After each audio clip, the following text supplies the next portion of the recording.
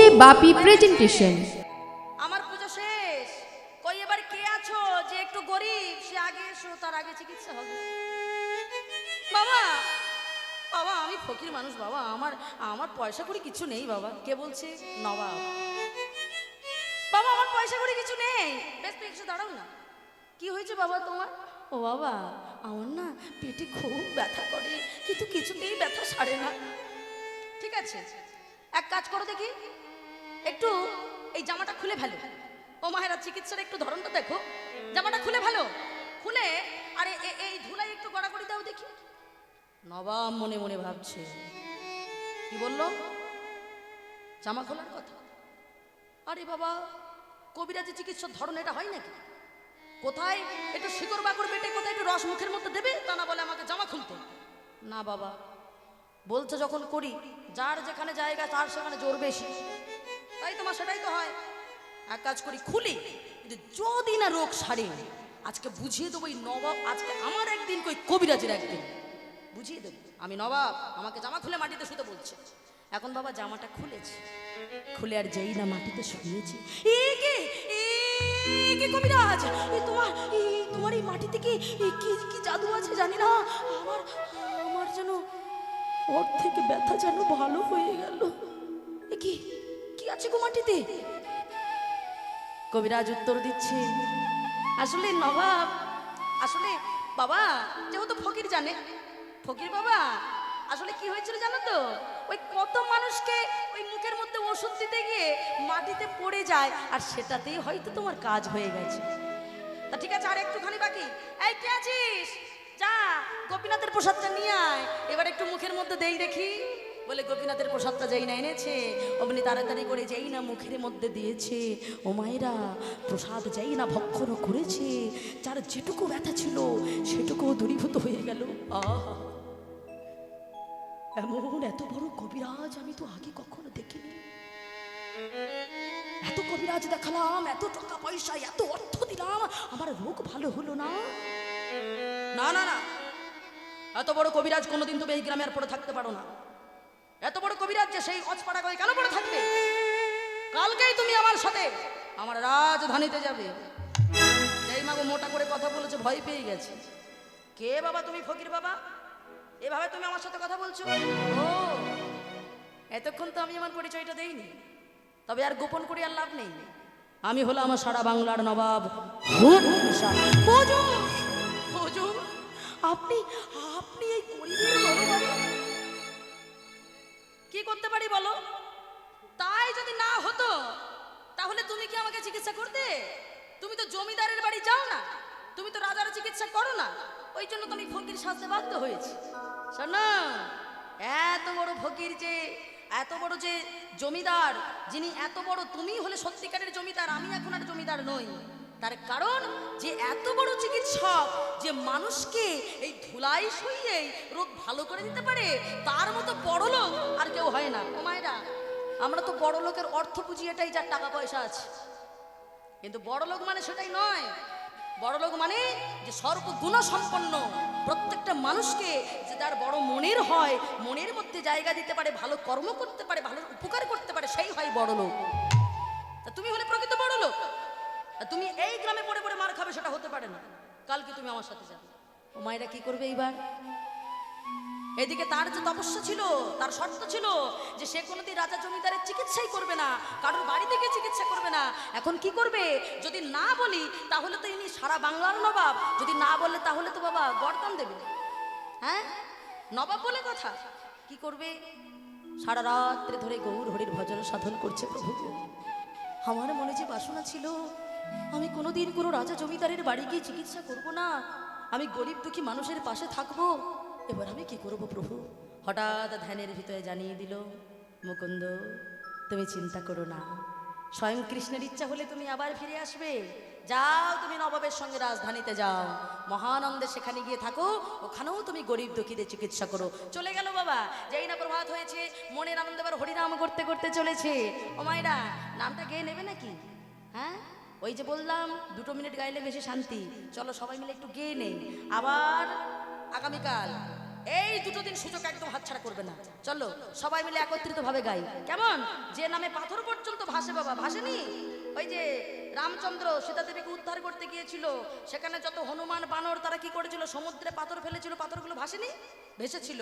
কেন ভেসেছিল? ভগবান পর্যন্ত ফেলে দেখেছিল বাবা, ভাসেনি কিন্তু। আর ভগবান যখন পাথর ফেলে দেখলো ভাসলো না, তখন হনুমান থেকে হাততালি দিয়ে বলেছিল, দয়াময় তুমি ফেললে ভাসবে না। কেন? তার কারণ হলো এটাই, তুমি যদি কাউকে ফেলে দেয় তাহলে এই জগতে তাকে ভাসাতে পারে এ সাধ্য কার আছে? আর তুমি যদি কাউকে ভাসাও তবে এই জগতে কার সাধ্য আছে তাকে ডোবায়? আমরা পাথর ফেলি, আমাদের কোনো গুণের জোরে পাথর ভাসে না। আমরা যখন পাথরটাকে ফেলি তখন রাম নাম করে ফেলি, ওই নাম সেটা ভাসিয়ে রাখে। তেমন চলো আজকে সেই নামে যদি পাথর ভাসে মাগো, নামটা সঠিক হওয়া দরকার। চলো সবাই মিলে আজকে যেমন হরিনাম করতে করতে প্রভাতী সুরে চলেছে, আমরা সবাই মিলে গাইবো ভজ গৌরাঙ্গ কহ গৌরাঙ্গ। সবাই মিলে বলবে মা, লহ গৌরাঙ্গের নাম রে, হরি বল হরি বল হরি বল।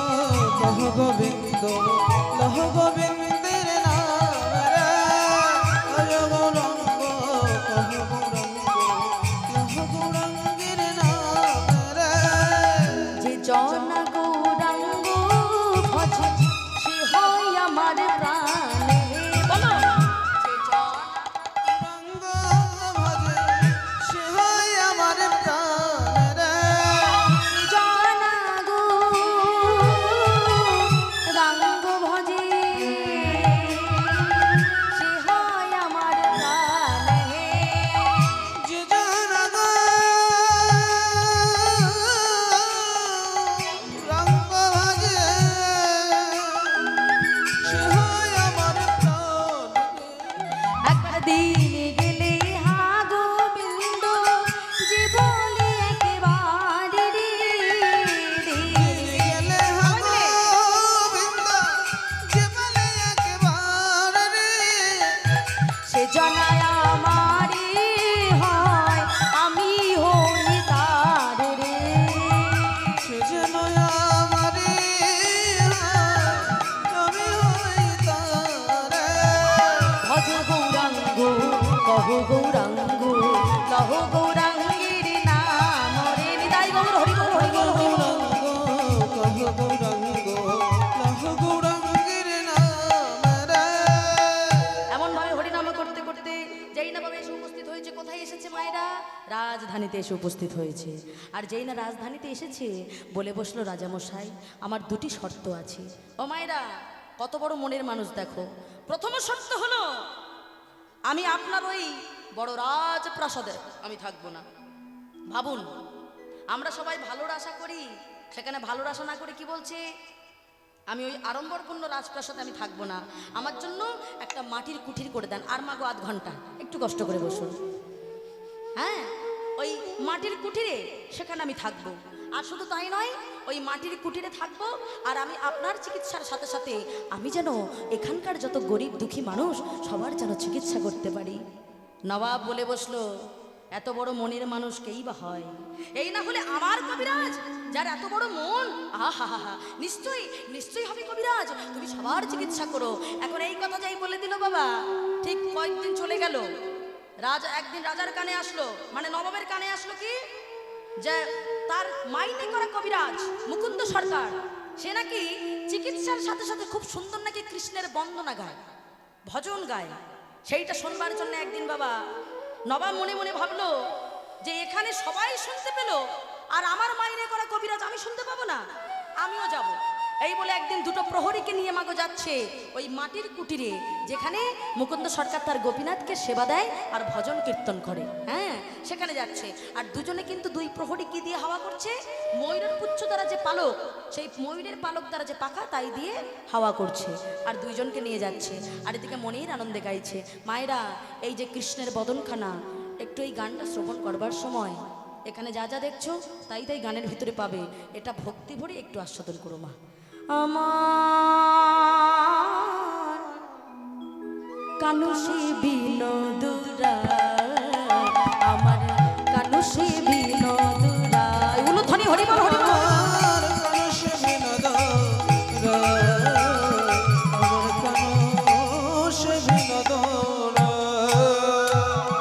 কি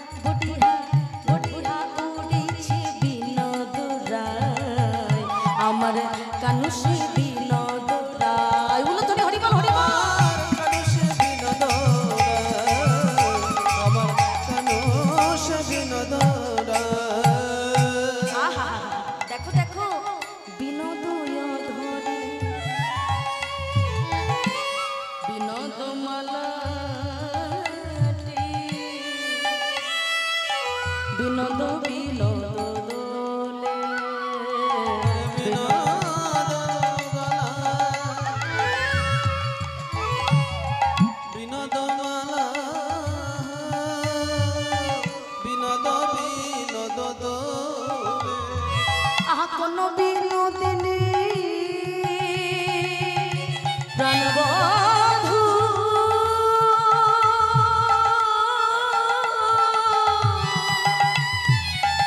ওহে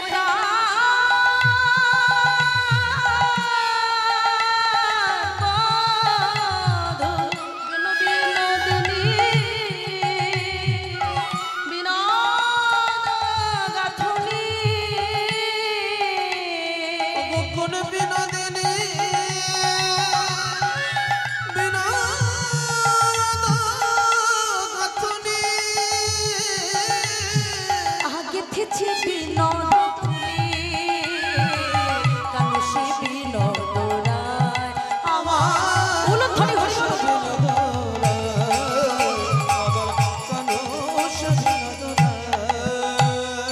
আবার বিনোদ কপালে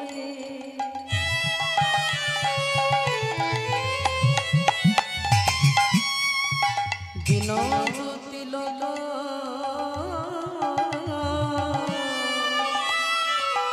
বিনোদ বিনোদ সাজে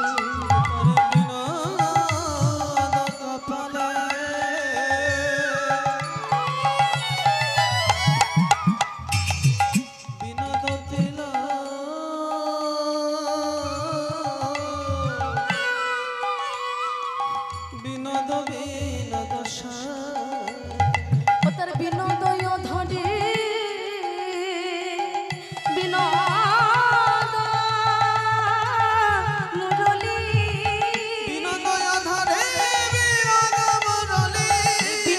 বিনোদ বাজে কানুষী বিনোদ রায় আমার উলুধ্বনি হরি বল, হরি বল।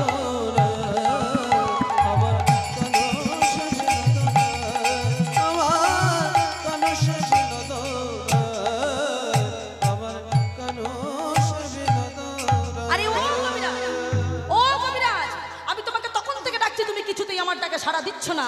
এখন যেই বাবা কবিরাজ কবিরাজ বলে চিৎকার করেছে, ও মায়েরা, এতক্ষণ তো গোবিন্দের মূরতির দিকে তার মুখখানা ছিল, নয়নখানা ছিল, আর যেই কবিরাজ বলে জোরে চিৎকার করেছে, অমনি যেই না পিছন ফিরে তাকিয়েছে, অমনি দেখতে পেল ওই যে ময়ূরের গুচ্ছ দাদারা যে দুই প্রহরে যে হাওয়া করছিল, দেখলো যতগুলি ময়ূরের পালক ততগুলি কৃষ্ণপদ, যতগুলি ময়ূরের পালক ততগুলি কৃষ্ণপদ, আর থাকতে পারলো না। আচার্যকে বলল, হে কৃষ্ণ করুণা সিন্ধু দীনা বন্ধু জগৎপতি গোপীশ গোপিকা কান্ত রাধা কান্ত নমস্তুতে।